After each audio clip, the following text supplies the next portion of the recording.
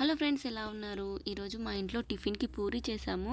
చాలా సాఫ్ట్గా పొంగుతూ భలే వచ్చాయి కదా. మీకు కూడా ఒకసారి చూపించేద్దామని ఈ వీడియో అయితే చేస్తున్నాను. ఇవి గోధుమ పిండితో చేసిన పూరీలు అనమాట. మనకి హెల్త్కి కూడా చాలా మంచిది కదా, మైదా వాడకుండా. ఇలా పొంగుతూ ఎలా వచ్చాయో అనేది వీడియోలో అయితే చూపిస్తాను. చూడండి ఎంత బాగా పొంగుతూ క్రిస్పీగా భలే వచ్చాయి కదా. లోపల కూడా చూడండి ఎంత గ్యాప్ వచ్చిందో.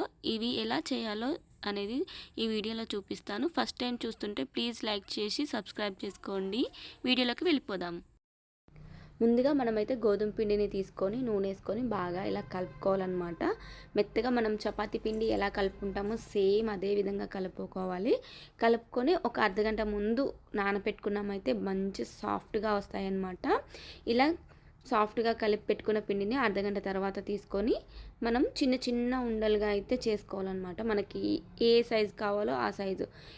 కొంతమంది పెద్ద సైజు తింటారు, కొంతమంది చిన్న సైజు తింటారు కదా. పూరీలు ఎప్పుడైనా కూడా మనం చిన్న చిన్నగా చేసుకుంటేనే బాగుంటుంది కదా. పెద్దగా కావాలనుకుంటే పెద్దగా కూడా చేసుకోవచ్చు, కానీ మేము ఇక్కడ చిన్న చిన్న పూరీలే చేసుకుంటున్నాము.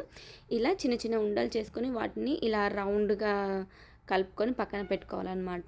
ఇలా పక్కన పెట్టుకున్న తర్వాత దాన్ని చిన్నగా మనం చపాతీలాగా అయితే చేసుకోవాలన్నమాట. ఇవి మైదా కాకుండా గోధుమ పిండితో చేస్తున్నాం కాబట్టి మన హెల్త్కి కూడా చాలా మంచిది. ఇంకా ఇలా చిన్నగా చపాతీలాగా ఒత్తుకోవాలన్నమాట. పిండి వేసుకుంటూ కలుపుకుంటూ మనం చిన్న చిన్న చపాతీలాగా చేసుకొని ఈ చపాతీలు రుద్దేటప్పుడు కూడా మనము సన్నగా అయితే రుద్దుకోవాలన్నమాట. మందంగా వస్తే అవి పొంగవు. సన్నగా కొంచెం బాగా రుద్దుకుంటే మనకి బాగా పొంగుతూ వస్తాయన్నమాట.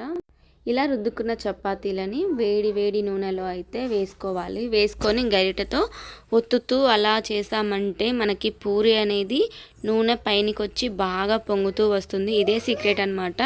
పూరి బాగా పొంగుతూ రావాలంటే మనం గరిటెతోటి ఒత్తుతే పూరి అనేది పొంగుతుంది.